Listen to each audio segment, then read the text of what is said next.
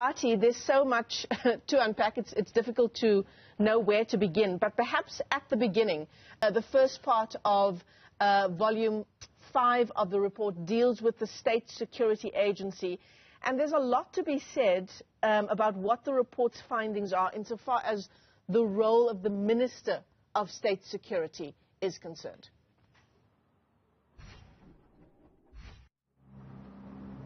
Yes, the Commission went into great detail, giving examples of instances where, for example, former Minister David Mahlobo had cash in his hands, where some witnesses provided evidence to the Commission to the effect that they even were there when the former minister was actually counting this money physically. And this money is said to be part of some of the operations that were instituted to particularly transport the money that was then taken from the State Security Agency. He received millions of these monies, which were actually withdrawn from the State Security Agency, amounts of money which essentially were meant to be taken to former President Jacob Zuma. However, the Commission does acknowledge that that particular instance where it said that some of those monies were directed to the former president, he did not receive them directly. However,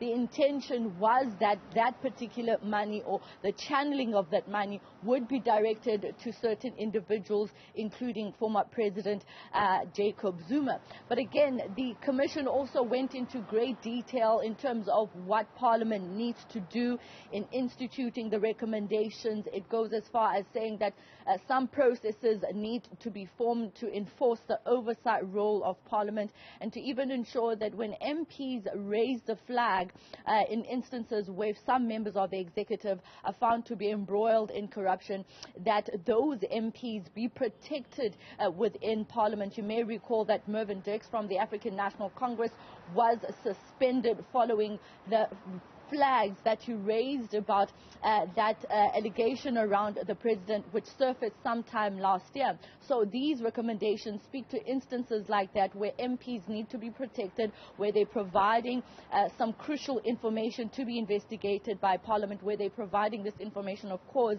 in good faith. I do have with me the Democratic Alliance's Siviwe Gwarube, who's going to go into some of these recommendations. Siviwe, I think what is very clear from this final report is that Parliament was found lacking in playing its oversight role, and it's actually part of the reason why state capture continued at state institutions for as long as it did. Absolutely, Athi. I think if the ANC is accused number one, and the rest of the executive are accused number two, I think Parliament is very much accused number three, as you see across the report. And the Chief Justice and the team that compiled the report made it very clear and did not mince their words about the fact that Parliament was found lacking, about some of the processes, particularly as you talk about the State Security Agency issue. And he goes into great detail about some of the work and the important work that is meant to be done by the Joint Standing Committee of Intelligence, and the fact that that committee has been without an IGI for years. In fact, just recently we had voted on this very matter in the House.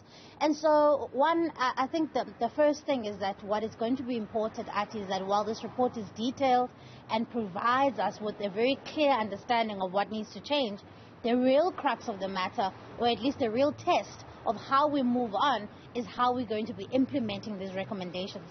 The Chief Justice goes as far as talking about electoral reform. There's a bill right before Parliament that we need to be contending with.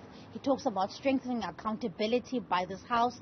And those are some of the things that we need to use, the rules, to make sure that, in fact, we do use the mechanisms that are available to us for oversight.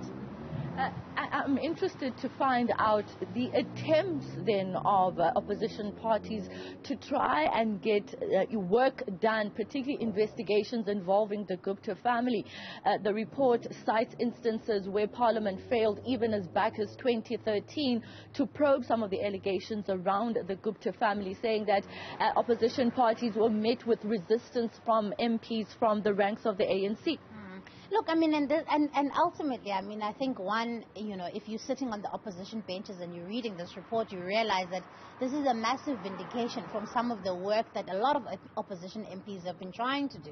It even talks about the relevance of motions of no confidence and how, in fact, it's often been used or at least viewed as a political football, a political ploy, and not actually what it's meant to do, which is to hold the executive to account. And so if you read the report and you realize that some of the red flags that were raised were actually squashed by members of the ANC because of their sheer numbers in Parliament. And I really hope, Athi, that in fact now that this report is here and now that it has to be tabled in Parliament, that we're firstly going to empower the minority voices in Parliament, but also we're going to make sure that those minority voices can be bolstered when they're raising real issues, and that we can make sure that no party is ever allowed ever again to use its numbers to squash accountability and render this institution useless.